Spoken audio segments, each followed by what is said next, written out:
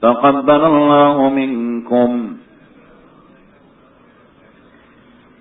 السلام عليكم ورحمة الله وبركاته. الحمد لله القائل أعوذ بالله من الشيطان الرجيم إن الله وملائكته يصلون على النبي يا أيها الذين آمنوا صلوا عليه وسلموا تسليما.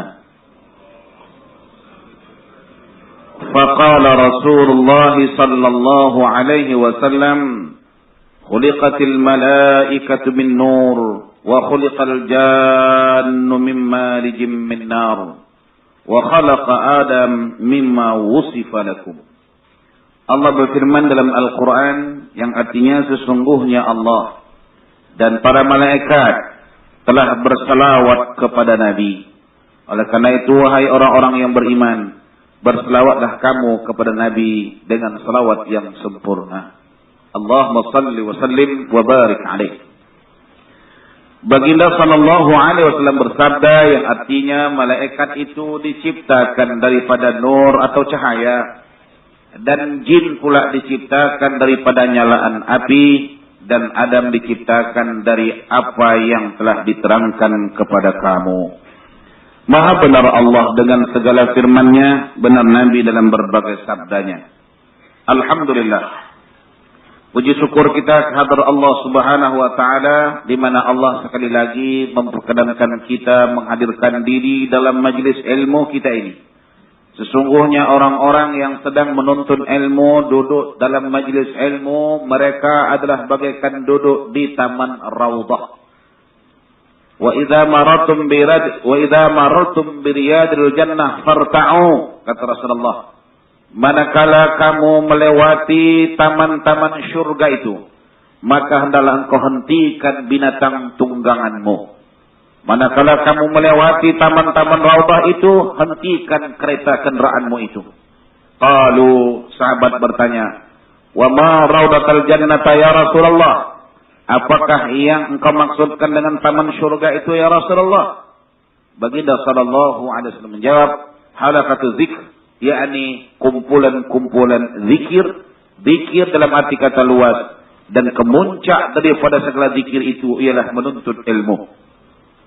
Zikir itu banyak jenisnya, ada memangnya berkumpul yang disebut dengan majlis zikir, diperuntukkan ini malam semua kumpul berzikir. Nah, tapi saya nasihatkan jangan salah zikir. Macam kita tengok tayangan TV pada minggu lepas, TV 1. Mereka berzikir, bukan lagi berzikir, gila-gilaan. Bukan lagi sorban-sorban tercabut, suadalap pun tanggal. Itu bukan zikir, itu gila-gilaan namanya itu, ya. Jadi hati-hati tuan-tuan dengan tarikat-tarikat ini, ya. Saya takut-takut bukan tarikat, terikat pula. Daripada tarikat menjadi terikat. Hati-hati.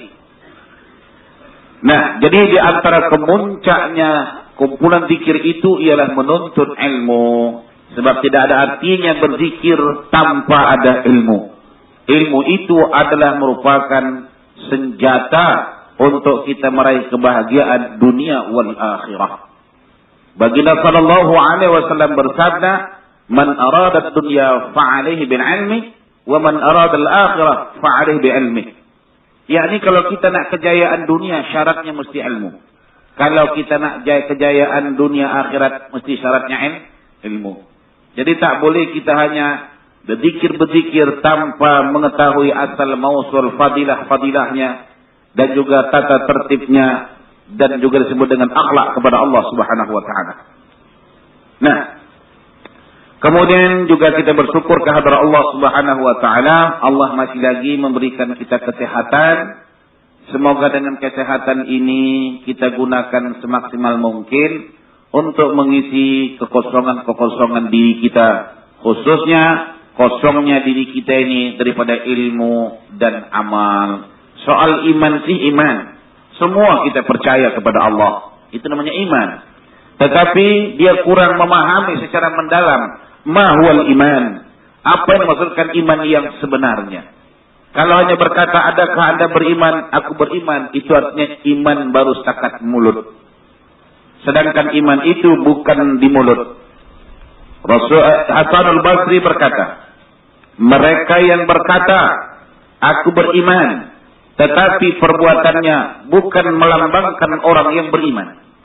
Yakni perbuatannya perbuatan maksiat, buat jahat, tapi dikata dirinya beriman. Kata Hasan Basri, itu orang bukan beriman, itu cakap iman.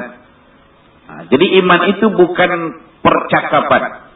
Laisal iman bitamandi wala bitakhalli, walakin ma waqarra lisan wa sadaqa ma waqarra lisan tasdiqu iqraru bil lisan wa tasdiqu bil qalb wal amal bil jawarih.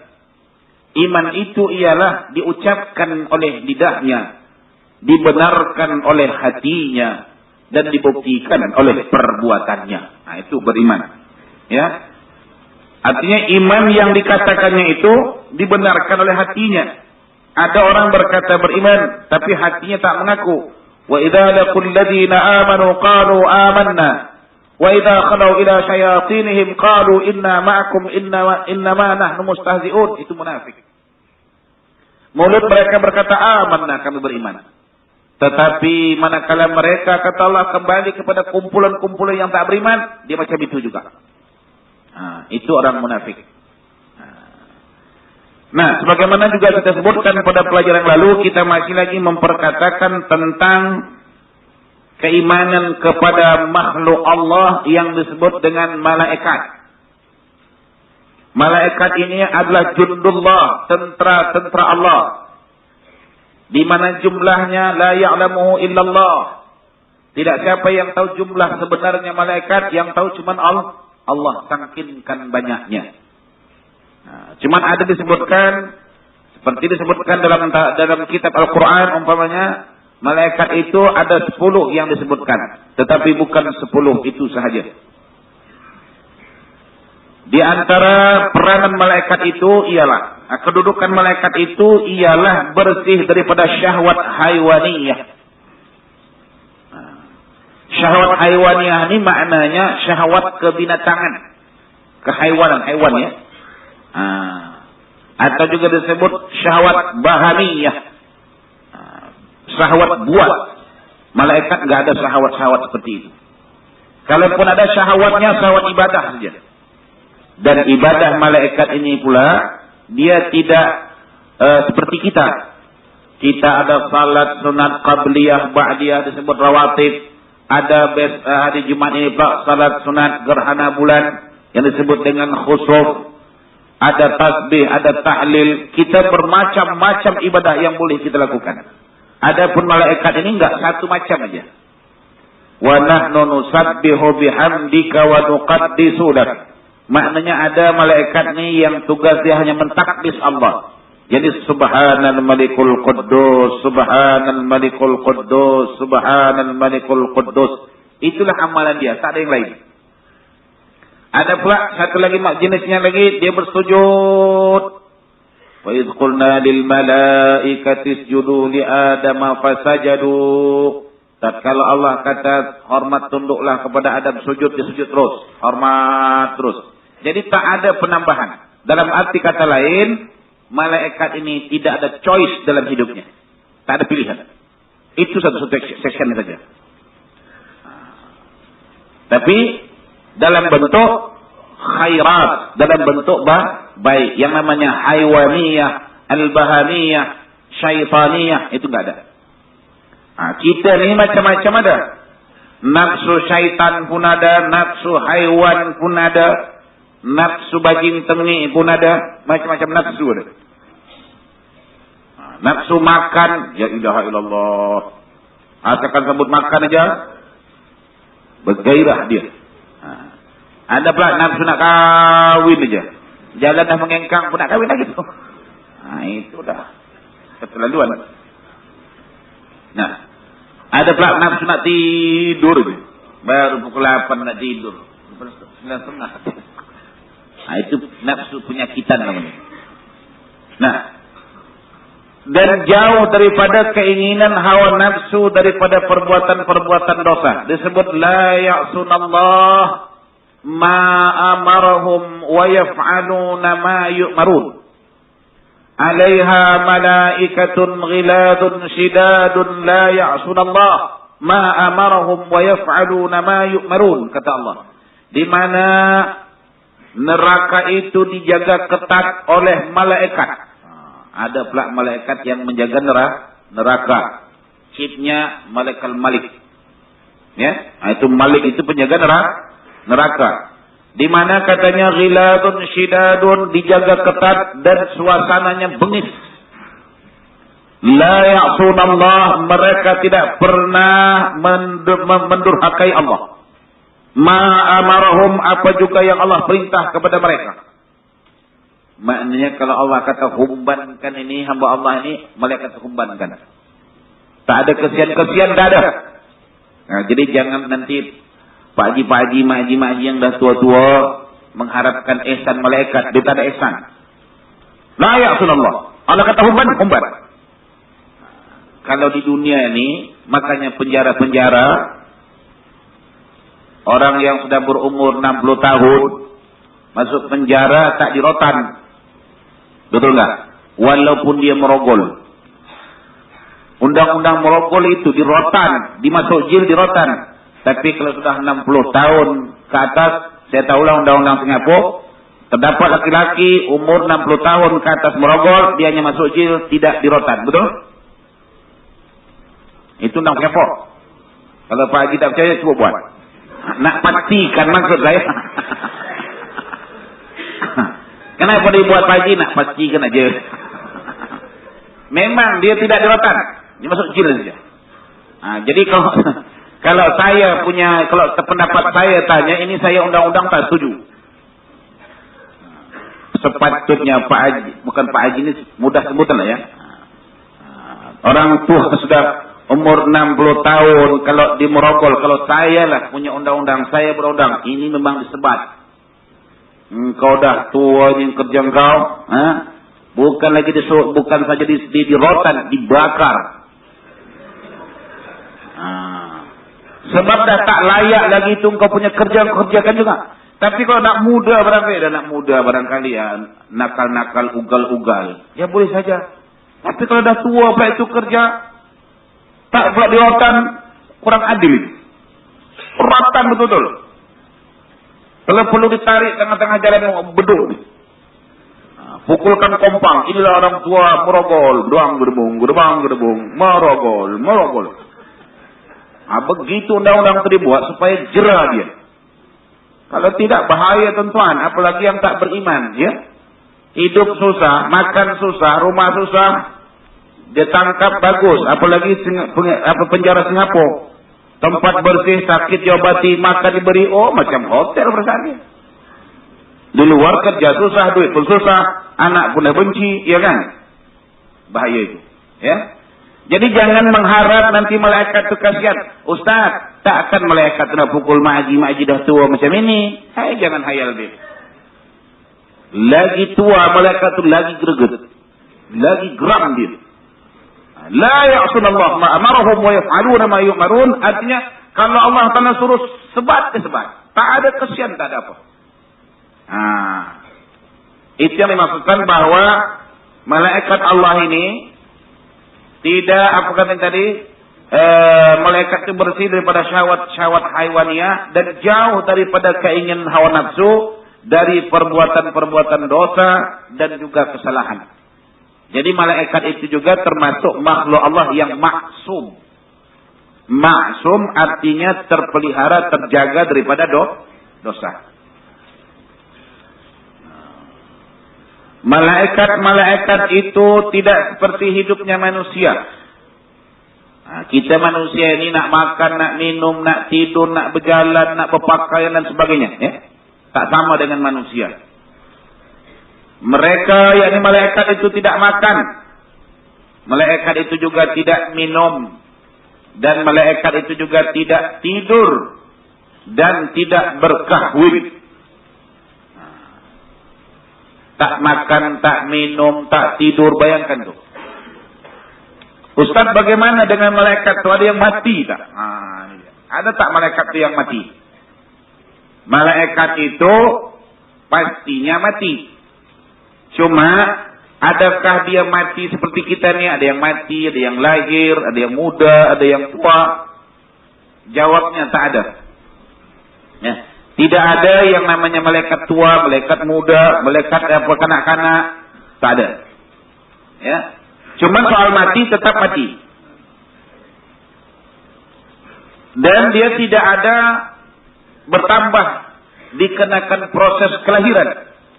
Macam kita kan bertambah itu kena proses kelahiran. Sekian tahun, sekian orang, anak-anak yang lahir umpamanya. Malaikat tak ada. Sebab dia tidak hidup melalui proses pernikahan. Dia apa yang dicipta oleh Allah itu sajalah, itulah jumlah dia. Tetapi walau bagaimanapun, banyaknya kita, dia adalah lebih banyak lagi. Matematiknya senang. Sedangkan satu orang kita ini dijaga oleh beberapa malaikat. Kiraman katibin. Itu yang jelas. Kiraman katibin artinya ada malaikat namanya kiraman. Ini menjaga sebelah kanan. Maknanya buat baik dia rekod. Ada malaikat katibin. Kalau kita berbuat jahat dia yang rekod. Itu dah dua. Kemudian ada lagi ma yalfidhu min qaulin illa ladaihi raqibun atid. Tidak satu huruf pun yang keluar daripada mulutmu itu melainkan ada malaikat yang mencatat. Namanya raqib atid. Maknanya ada malaikat yang menjaga, spesial menjaga mulut, artinya perkataan kita. Dah 3 dah. Ya? 4. Raqib atid. Raqib yang baik-baik keluar daripada mulut, dia yang catat. Atid yang tak baik keluar daripada mulut, dia catat. Kiraman yang baik. Katibin perbuatan yang tak baik. 4. Ya. Kemudian ada malaikat yang menjaga makanan kita. Ada malaikat yang menjaga minuman kita. Ada malaikat yang menjaga perjalanan kita. Disebut malaikat hafazah. Jadi kalau kita tengok satu kita dijaga oleh berpuluh-puluh malaikat. Maknanya 10 banding 1. Kalau kita 1 dia 10. Begitu banyaknya. Ada pula yang menjaga rumah yang menjaga rumah spesial. Ada menjaga bayi spesial. Yang mana bayi ini sudah lahir, lain malaikat jaga. Bayi yang semasa dalam kandungan perut sang ibu, lain yang jaga. Banyak itu. Oleh karena itu tidak siapa yang tahu jumlah malaikat yang sebenarnya melainkan Allah. Ada lagi malaikat yang menjaga pokok-pokokan dijaga malaikat. Makanya nenek-nenek dulu tu kalau nak patahkan pucuk ubi itu, dia permisi. Dia permisi sebab ada malaikat yang jaga tu, malaikat yang spesial menjaga pokok. Sedangkan di Singapura ni ada environment yang jaga tikus lain, jaga lipas lain, jaga pokok lain, betul tak? Nah, itu contoh-contoh lah.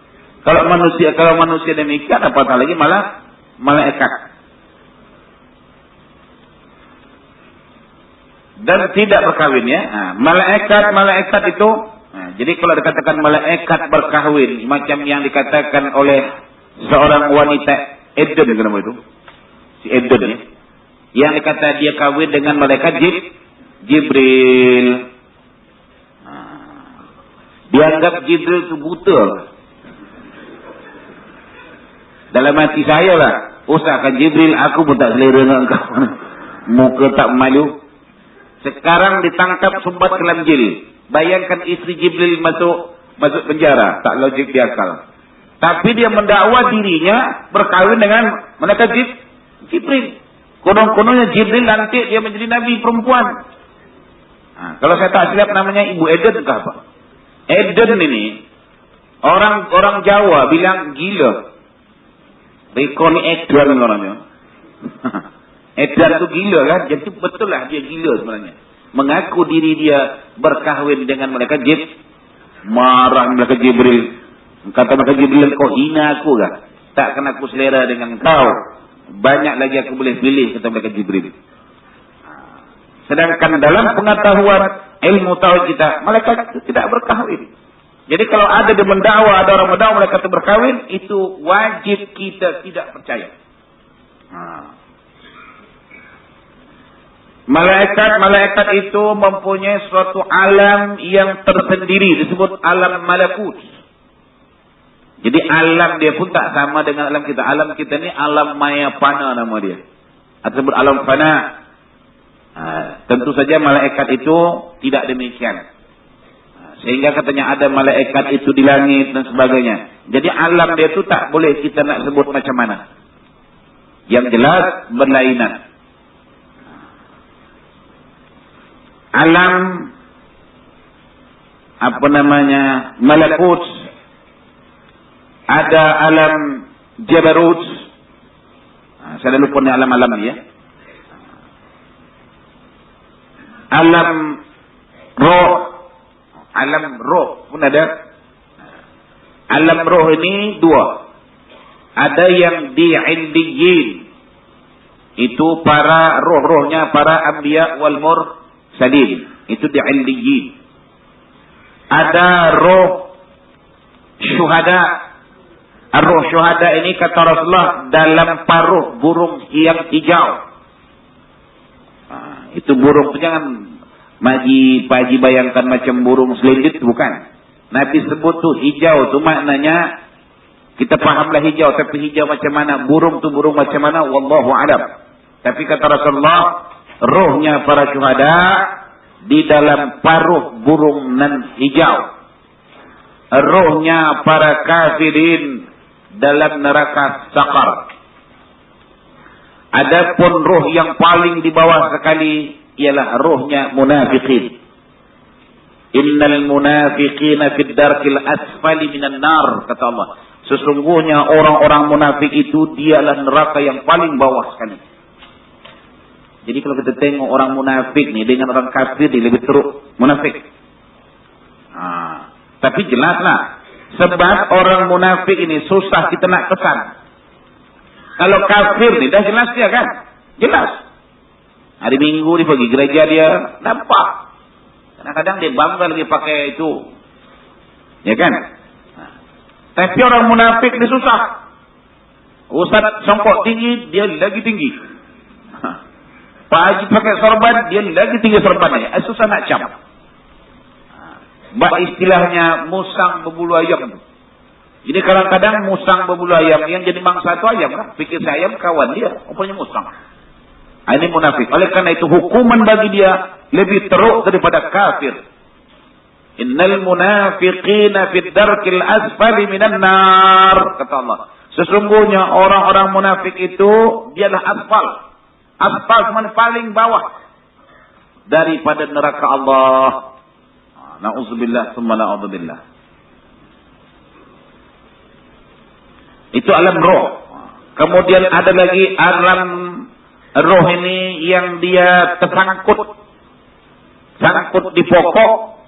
Itulah Pontianak tu. Ada pula yang dibuang ke laut. Itu jadi hantu laut itu. Itu makanya bangsa-bangsa Cina ini, ada masa dia pun buang ancak ke laut. Pakai kereta hias tu kan. Dibuangnya ke laut tu. Itu hantulah.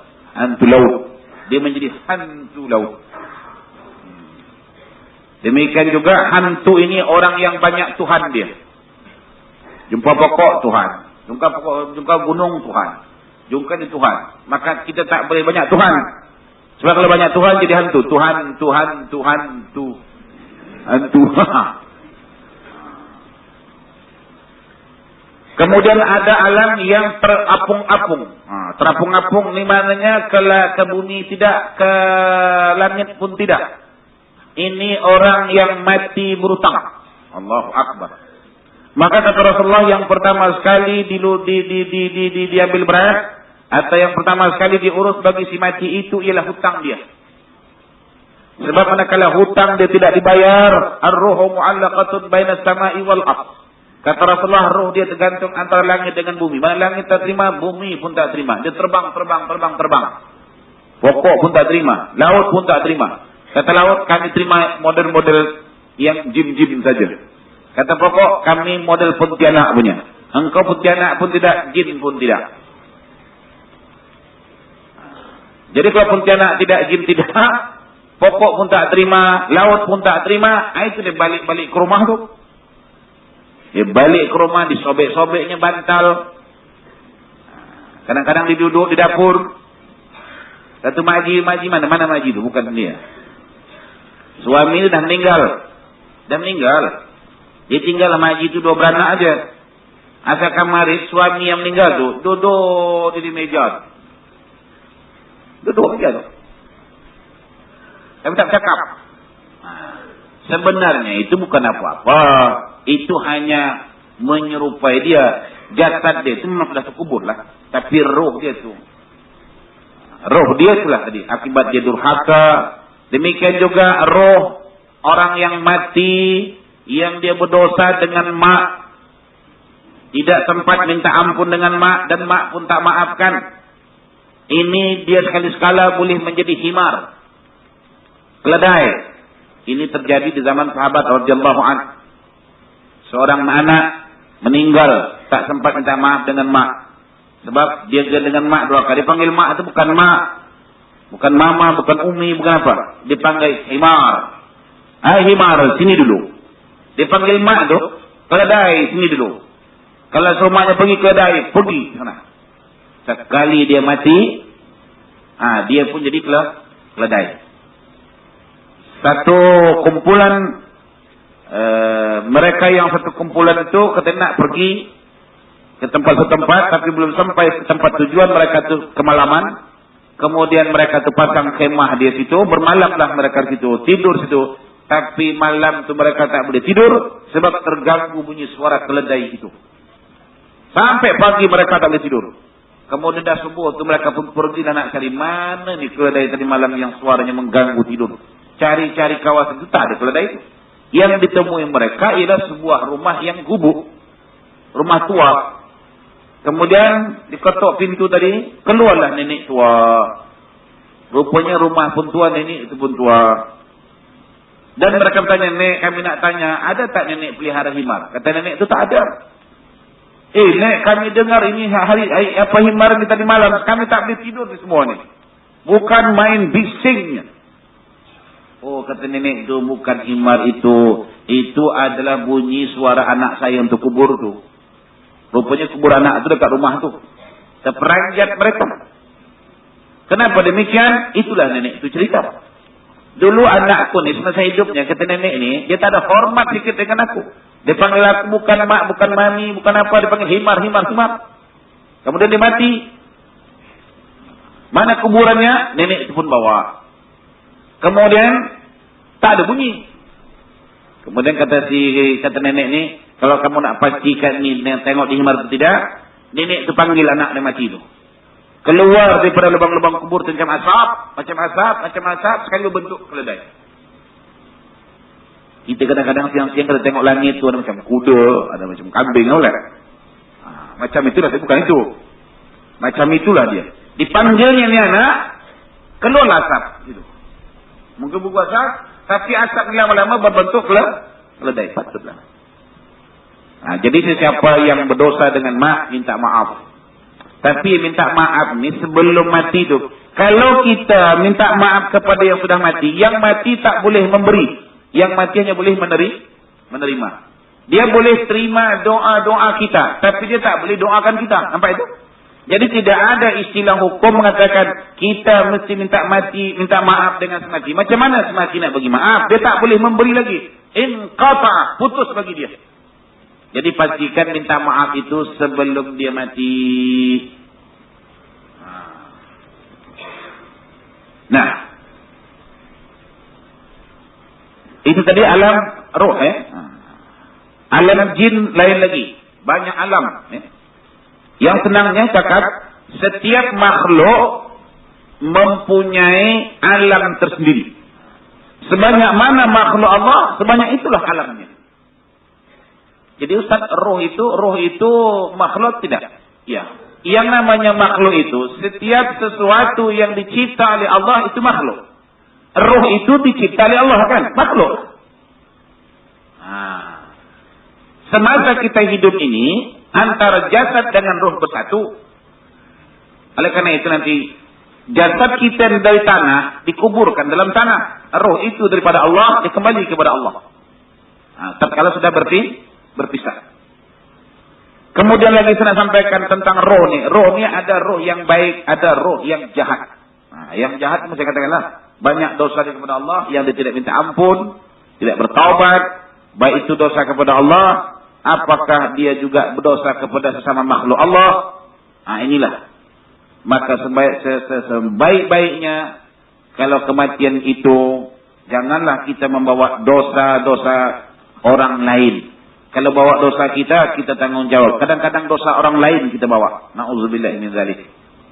Oleh karenanya Bapak Ibu sekalian, sebaik-baiknya lah sebelum si mati ini dikebumikan, hendaknya kita di antara salah satu famili berucap, apakah itu anaknya, apakah itu suaminya, ya, ataupun orang lain yang diwakilkan.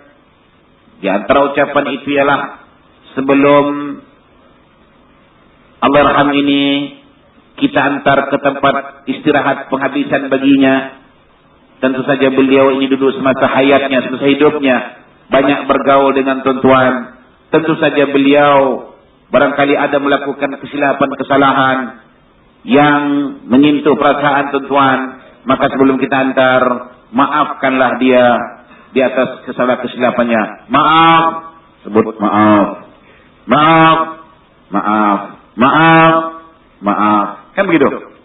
Nah, jadi maknanya kalau dimaafkan begitu habislah sudah. Demikian juga makan minumnya tolong halalkan, kan begitu. Nah, barulah diantar dia pergi ke tanah perkuburan. Kalau tak maaf, dibawanya lah pergi. Kapan itu diselesaikan? Di hari mahsyar, di mahkamah Allah Rabbul Jalil. Dosa dia dengan Allah Ta'ala nak diselesaikan, kemudian dosa dia kepada sesama makhluk Allah pun nak diselesaikan. Berat. Kita lagi bapak-bapak khususnya berat juga tanggungan kita. Kalau umpamanya dah berat tanggungan kita di dunia ini tak apalah. Tapi jangan sampai pula berat tanggungan kita di akhirat. Suami ni dia nak pikul dosa-dosa yang dibuat oleh istri. Manakala istri ni melakukan perbuatan-perbuatan yang dilarang oleh Allah, suaminya tahu tapi suaminya diam. Takut dia nak memberitahu istrinya itu. Jadi dosa yang dibuat itu bagaikan suami itu respon. Lain halnya Ustaz, kalau saya dah bagi tahu dia, kalau sudah kita bagi tahu sekali, 2 kali, 3 kali dia buat juga, habis tanggung jawab. Tapi kalau kita diamkan saja seolah-olah kita macam setuju, padahal bukan setuju. DKI di bawah ketiak istri. Orang pangkat Tan Sri dipangkat DKI. DKI sebenarnya DKI lah ya. Itu istri. Istausu bin nisa li amanatillah. Fa in akhastumuhunna li amanatillah, kata Rasulullah. Itu amanah. Oleh karena itu nak berkahwin ni bukan main-main. Bukan hanya nak seronok-seronok, tetapi ada yang penting daripada itu, amanah Allah. Itu dosa istri. Suami nak tanggung. Maknanya begini ya, kalau istri dia tak bersalat, suami dia tahu, dia diam, kau pikul dosa dia. Tetapi kalau suami yang berdosa, suami tak bersalat, itu dosa dia, istri tak menanggung. Allah sudah putuskan ar-rijalu qawwamuna 'alan nisa. Nanti balik Pak Haji, ulang balik. Kau dengar Ustaz cakap, aku cakap kau tak percaya. Ulang balik, ulang. Badan muka kau. Kata istri, bukan muka aku, muka abang badan. Abang tanggung lah. Mulai besok ini perkara tak ada lagi. Bangun, salat. Apa bangun. Kalau tak bangun, saya tak tahulah. Suami atau istri yang susah bangun pagi. Suami atau istri yang susah bangun pagi-pagi? Dua-dua. Dua-dua lah, aku berendang dalam neraka. Itu istri. Lain lagi anak. Allahu Akbar. Ini anak pun amanah. Itulah kata Rasulullah. Manakala seorang ayah mati nanti meninggalkan dunia. Pasti mati. Maka kata Rasulullah akan berpaut, bergayut ya. Istrinya dan anak-anaknya. Padahal semasa di dunia ini dia tak mau dengar cakap kita. Tapi tatkala dia berdepan dengan neraka Allah, baru dicarinya kita, baru didengarnya cakap kita. Dah terlambat. Nah, jadi saya Ustaz, teringat apa yang Ustaz katakan nih. Kalau saya dah suruh berkali-kali Ustaz tak juga dia mau, itu jelas habis. Habis tanggung jawab. Tapi kalau didiamkan, itu akan ditanggung. Ya? Na'udzubillah min dzalik. Maka wasiat Rasulullah penghabisan. Wasiat Nabi yang terakhir. Di saat Pak Rasulullah meninggal itu masih berwasiat lagi. 3 pesan Nabi. Ummati. As-salah. Wa ma malakat aymanukum. Maknanya ummati. Waktu itu Rasulullah merasakan betapa dahsyatnya roh nak keluar dari jasad itu. Padahal beliau adalah Rasulul Amin. Ya. Seorang nabi dan juga sudah diisytiharkan oleh malaikat Israel. Aku tidak pernah mencabut roh sesiapa seperti aku mencabut roh Muhammad. Maknanya pelan-pelan, tak ada yang menyamainya. Tapi waktu itu juga Rasulullah merasakan sakit. Karena sakit ini sebenarnya ada besar pengajarnya. Kalau Allah Ta'ala tak merasakan sakit, bisa-bisa saja. Tapi kenapa sakit dirasakan Rasulullah? Jadi jangan ibu bapak bayangkan, tak Nabi pun nak meninggal pun sakit. Ada hikmah pelajaran kepada kita. Jadi semuanya itu ditanggung Rasulullah.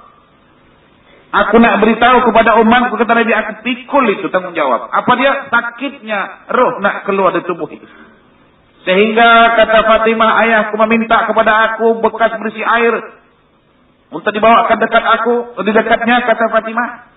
Maka aku ambilkan itu qidahun, maknanya kendi, bekas yang berisi air itu. Kemudian Rasulullah memasukkan tangannya ke dalam bekas berisi air, sambil kemudian disapukannya ke mukanya, sambil dia berdoa kepada Allah, Allahumma hawwin ala Muhammadin fi sakaratil maut. Ya Allah, tolonglah Muhammad dalam menghadapi sakitnya mati itu. Sakit itulah yang menjadi Nabi ummati. Maknanya, ya Allah, kalau begini sakitnya mati ini, bagaimana umatku?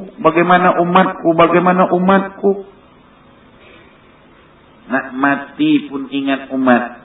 Umatnya tak pernah ingat Rasulullah terkecuali maulid. Kalau maulid sallallahu ala Muhammad sallallahu. Kalau tak maulid tak ada sallallahu. Itu salahnya gitu tuh. Rasulullah nak mati ingat umatku. Kemudian kata Rasulullah, wasiat yang ketiga itu as-salah. Salat. Dan ini kata Sayyidina Ali aku dengar dengan suara yang sayup-sayup. Sebab waktu Rasulullah nak meninggal itu Sayyidina Ali berada di sampingnya. Aku lihat kata Sayyidina Ali, bibir Rasulullah itu bergerak macam mengatakan sesuatu. Tapi tak dengar lagi. Maka aku dekatkan telingaku ke mulut Rasulullah. Itulah kata Sayyidina Ali yang aku dengar. As-salah. Wa ma malakat aymanukum. Salat. Kemudian kata Rasulullah, pastikan orang-orang yang berada di bawah tangan kananmu. Di bawah tangan kanan ini maknanya tanggung jawab. Siapa di bawah tangan kanan kita sebagai suami, istri dan anak-anak. Oleh karena itu Allah kata, qu anfusakum wa ahlikum nara. Allah, kalau ingatkan ini bukannya enak beranak tuh. Ya. Kadang-kadang kita tak terfikir itu masalah dia. Kalau kita pikirkan ini benar apa yang dimohon oleh Nabi Allah Ibrahim, Rabbi habli minas salihin. Ya Allah, anugerahilah aku anak yang saleh. Kalau tak saleh, tak sepunya anak pun tak apa. Kira begitulah bahasanya. Sebab tanggung jawab itu.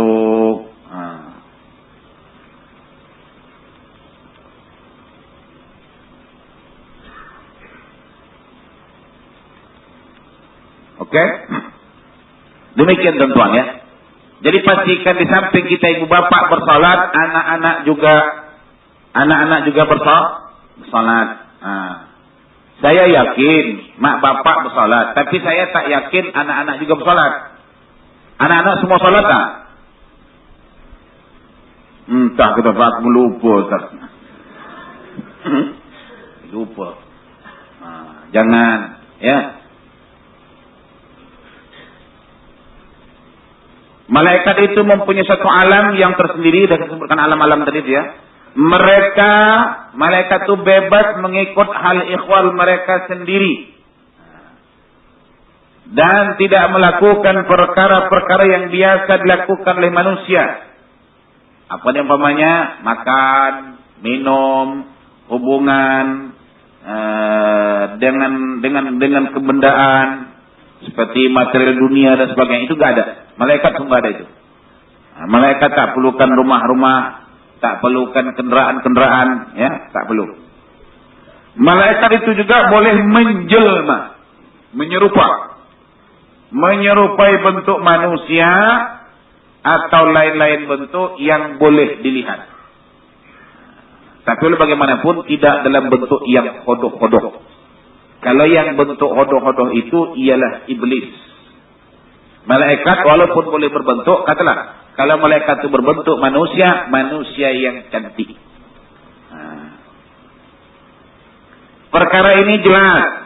Perihal kedatangan malaikat Jibril ke tempat Siti Maryam binti Imran yang menjelmakan dirinya dalam bentuk dan rupa manusia. Tatkala Siti Maryam hamil Nabi Isa. Ketika itu malaikat Jibril ini datang kepada Maryam untuk memberikan ketenangan. Sebab Maryam ketika itu gelisah. Sebab katanya walam yamsasni bashar walam aku baghiyya. Bagaimana pula aku boleh mengandung ini sedang aku tidak berkahwin. Dan juga aku tidak pernah melakukan kejahatan. Apa pasalnya aku hamil? Hampir-hampir ketika itu Maryam, istilah kitanya macam nak bunuh diri lah. Dia pergi satu kebun kurma, dia menyendiri. Sebab dia takut difitnah oleh orang-orang kampung. Ya, maka ketika itulah malaikat Jibril datang kepadanya. Dan Jibril memperkenalkan dirinya bahwa beliau adalah Jibril. Dan Jibril bernasihat kepada Maryam, ya Maryam, janganlah engkau susah. Ya, kalau Allah berkehendak, cukup innama amruhu idza arada syai'an ay yaqula lahu kun yaqulu kun fayakun. Sebagaimana Allah berkehendak menjadikan Adam, sebagaimana Allah berkehendak menjadikan Hawa. Demikian juga engkau ya Maryam. Walaupun engkau tidak bersuami, walaupun engkau tidak melakukan kejahatan, walam aku baghiyya tadi ya. Aku bukan perempuan yang jahat, tetapi dia mengandung. Itu adalah kekuasaan Allah. Jadi Allah telah tunjuk kekuasaan demikian. Allah boleh mencipta manusia tanpa ayah, tanpa ibu, Nabi Adam. Allah boleh mencipta manusia perantaraan ayah tanpa ibu, Hawa. Allah boleh mencipta manusia perantaraan ibu tanpa ayah, Isa. Allah mencipta makhluk daripada perantaraan ayah dan ibu, kita semua. Jadi lengkaplah kekuasaan Allah. Nah, itulah Jibril datang. Binti Imran yang menyelma dirinya dalam bentuk dan rupa manusia. Sebagaimana yang termaktub di dalam Al-Quran. وَاذْكُرْ فِي الْكِتَابِ مَرْيَمَ إِذِ انتَبَذَتْ مِنْ أَهْلِهَا مَكَانًا شَرْقِيًّا فَاتَّخَذَتْ مِنْ دُونِهِمْ حِجَابًا فَأَرْسَلْنَا إِلَيْهَا رُوحَنَا فَتَمَثَّلَ لَهَا بَشَرًا سَوِيًّا. Dan bacakanlah oleh Muhammad di dalam kitab Al-Quran ini perihal Maryam. Tatkala beliau memencilkan diri daripada keluarganya di sebuah tempat di sebelah timur Baitul Maqdis untuk beribadah. Kemudian Maryam membuat dinding untuk melindungi dirinya daripada mereka supaya ia tidak dilihat orang dan dapat menjalankan ibadatnya dengan bebas di sebalik dinding itu. Maka kami, kata Allah, hantarkan kepadanya roh. Ar-roh itu namanya malaikat malaikati war-roh, kan seperti itu. Salah satu di antara nama malaikat Jibril ialah roh, malaikat roh. Dan kami, kata Allah, lalu dari kami mengantarkan kepadanya roh yang malaikat Jibril dari kami, kata Allah. Lalu ia Jibril menyamar diri kepadanya Maryam sebagai seorang lelaki yang sempurna bentuk kejadiannya. Ini dalil menunjukkan bahawa malaikat itu boleh menyerupah. Jadi hati-hati kita. Kadang-kadang kita dalam hutan, mungkin ada kita tengok makhluk-makhluk, mungkin malaikat, tapi yang jelas bukan dalam bentuk yang hodoh. Kalau bentuk hodoh itu tentunya jin. Sebab kata Rasulullah, jin itu tak ada yang handsome. Sehodoh-hodohnya manusia, sehandsome-handsomenya jin. Kemudian kalau dia malaikat, dia tidak boleh menyerupai haiwan. Yang boleh menyerupai haiwan itu ialah jin. Kata Rasulullah, jin-jin itu boleh menyerupai anjing hitam. Anjing, tapi dah hitam dia. Anjing hitam, maknanya dia tak boleh merupai anjing putih. Dia boleh merupai kalajengking hitam. Dia boleh menyerupai ular hitam. Dan tak boleh macam pak hitam. Jadi hitam-hitam itu binatang. Jadi kata Rasulullah, kalau di rumahmu kamu ketemui ular yang hitam, jangan cepat dipukul. Tanya dulu, engkau ularkah atau engkau jin? Kalau engkau ular, engkau pergi sekarang juga. Kalau tidak, aku belasah engkau. Boleh juga bahasa Inggris, are you jin? Mana tahu dia jin Inggris punya, jin orang putih punya kan. Kalau sememangnya dia ular, dia pergi.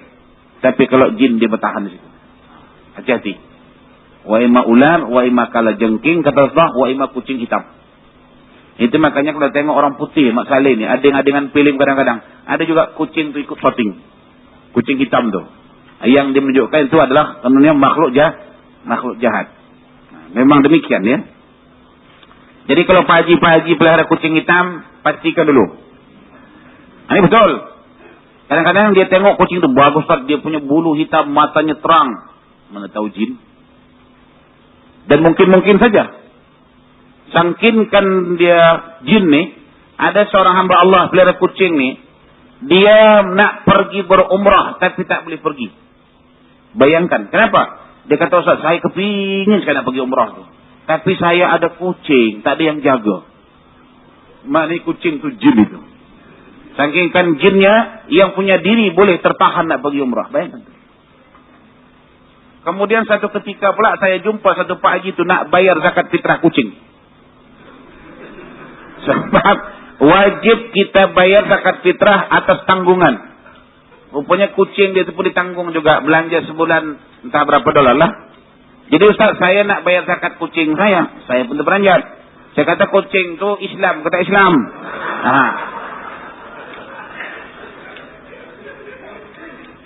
Macam itu lah. Jadi hati-hati pelihara kucing tu, hati-hati. Malah tahu itu jin. Ya? Nah, sehubungan dengan ini juga, Allah Subhanahu wa Ta'ala menerangkan juga mengenai sekumpulan malaikat yang datang ke tempat Nabi Allah Ibrahim menjelma menyerupai manusia. Satu hari, kan Nabi Allah Ibrahim ini berkahwin dengan Sarah dengan Hajar. Kemudian lama sudah itu si Sarah pun dah tua, Nabi Ibrahim pun ketika itu pun dah tua juga. Artinya mengikut fizikalnya Siti Sarah itu, memang beliau tidak layak ketika itu mengandung. Ya. Tapi kan Sarah ini melahirkan anak namanya Yaqub Ishak. Yang dengan Siti Hajar Ismail kan. Jadi suatu ketika datanglah sekumpulan bentuk manusia ke rumah Nabi Allah Ibrahim. Sangkinkan Nabi Ibrahim ni gairah nak menjamu tamu ini, Nabi Ibrahim pun potonglah anak kambing, panggang. Artinya Nabi Allah Ibrahim menyediakan makanan untuk yang datang ini kambing panggang. Begitu dihidangkan, yang tamu ini tak mau makan. Tak mau makan. Jadi Nabi Ibrahim sekali-sekali ditengoknya ada keanehan. Maka ketika itu Nabi Allah Ibrahim bertanya, siapa anda ni semua? Ketika itu malaikat berkata, kami ini adalah malaikat. Apa tujuan datang? Dua. Pertama memberi kabar gembira, yang kedua memberi kabar derita. Kabar gembira apa? Kata malaikat yang datang nih, istrimu Sarah itu akan mengandung. Ketika itu Sarah berada di balik tabir. Dia ketawa, Sarah nih ketawa mendengar ucapan tamu ini. Sambil ketawa, sambil berkata, mana mungkin lagi Odan nih. Orang Melaka dah tua tu kan panggil Odan. Mana mungkin lagi Odan nih mengandung. Odan dah tua. Jadi maknanya makji lah. Jangan tua tu tak boleh mengandung. Untuk nak tunjuk kebesaran Allah dunia hari ini, saya baca surat kabar, ada seorang perempuan umur sudah 70 tahun hamil melahirkan di India. Baca surat kabar tu. Saya baca koran, barangkali Pak Haji Maji baca Quran aja ya. 70 tahun dia hamil melahirkan. Jadi saya tidak heran ini cerita. Sebab yang saya bukan saya heran, saya takut. Takut apa? Kata Rasulullah, kalau yang dulu-dulu, perkara yang dulu-dulu tu timbul balik, itu adalah salah satu di antara isyarat bahwa dunia ni nak kiamat. Itu yang saya takut. Kalau zaman Nabi Allah Ibrahim, wanita umur 70 tahun boleh hamil istilahnya. Kemudian zaman teknologi sekarang ni pun ada juga. Kalau yang dulu-dulu itu pada bermunculan kembali, itu adalah tanda-tanda dunia sudah dekat nak kiamat. Itu yang kita takut. Dan kita rasakan aman dunia ini. Hari ini serasa boleh dikira dengan jari yang aman. Singapura di antaranya aman. Di Malaysia aman sikit. Aman sikit aja.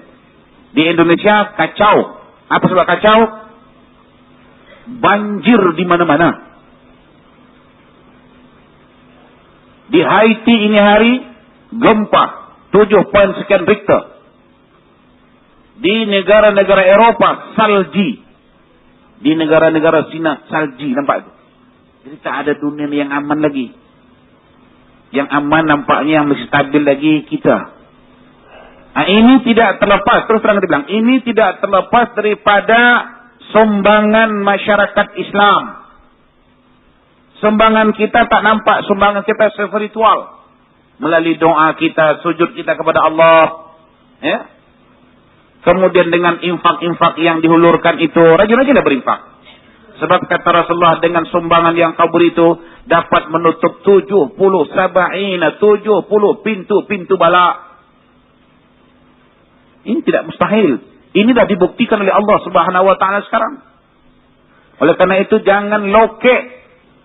Kalau tabung nampak buka mata, jangan pura tidur. Tapi bukan di sini lah maksudnya, tempat lain. Nah, jangan merasa pula. Dia nampak tabung jalan pura tidur. Jangan. Allah Ta'ala tutupkan 70 pintu balak. Jadi kita tengok suasana ni. Ya, di sebarang tambak pun tak aman. Dikatakan masih lagi kes mahkamah. Yang satu tu mahkamah belum selesai. Hari ini kita baca lagi. Masuk mahkamah lagi. Sebab ada seorang yang tertangkap membawa visi di dalamnya mereka gunakan kalimah Allah dan sebagainya kan. Jadi kita aman alhamdulillah. Banyakkan doa, banyakkan beribadah, banyakkan rukuk sujud kepada Allah Subhanahu wa taala. Nah. Jadi kedatangan malaikat itu tadi membawa berita gembira. Yang derita apa? Kata malaikat ni, kami ni ya Ibrahim, istilah kita lah, singgah sebentar saja nak beritahukan itu berita, bahawa engkau akan mendapat zuriat satu lagi, melalui istrimu yang pertama Sarah. Disitulah lahirnya Ishak. Kemudian sesudah ini kata malaikat, kami nak belasah itu penduduk, bukan penduduk ya, umatnya Nabi Lut. Sebab umat Nabi Lut melakukan perbuatan sodomi. Ya, jadi Allah Taala utus itu malaikat pergi ke sana dengan keizin Allah Subhanahu Wa Taala. Mereka terbalikkan negeri itu namanya negeri Sodom. Maka diistilahkan mereka sodomi. Dibalikkan Allah Taala itu bumi negeri Sodom itu seperti membalikkan telapak tangan. Zat. Tenggelamlah umat Nabi Lut sampai sekarang itu dipanggil Red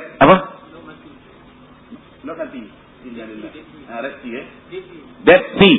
Dipanggil Dead Sea. Udah pernah pergi belum? Mana yang belum pernah pergi, siapkan duit. Nanti bulan 6 saya nak pergi sana. Bulan 6. Ini sambil belajar, sambil mengajar, sambil kempen jugalah. Jadi istilahnya sambil menjelam tangkap ikan, minum air sekali. Ya? Tengok itu keadaan macam mana. Boleh pula manusia masuk terapung. Ini kata sains sebabkan airnya asin, memang asin. 70 kali asin garam yang ada. Hebat itu ya. Itu di segi sains ya. Tapi kalau kita tengok, kita tinjau segi tauhid, kenapa kita terapung? Terjunlah terapung kita. Macam belon kita jadi. Sebenarnya kalau kita tinggal segi tauhid, Allah mengingatkan begini ya, biarlah mereka yang sudah tenggelam itu saja aku tenggelamkan. Jangan sampai kamu juga tenggelam seperti itu. Itu nasihat. Itu dia segi tauhid dia. Makanya kita tenggelam. Tak tenggelam. Apa pasal batu boleh tenggelam? Tapi kalau saya kata, oh itu kena air asinnya itu okey-okey sajalah. Tapi dari segi tauhidnya saya katakan, Allah Ta'ala ingatkan dalam arti kata lain, biarlah mereka yang sudah tenggelam, saja tenggelam, jangan sampai kamu tenggelam seperti mereka.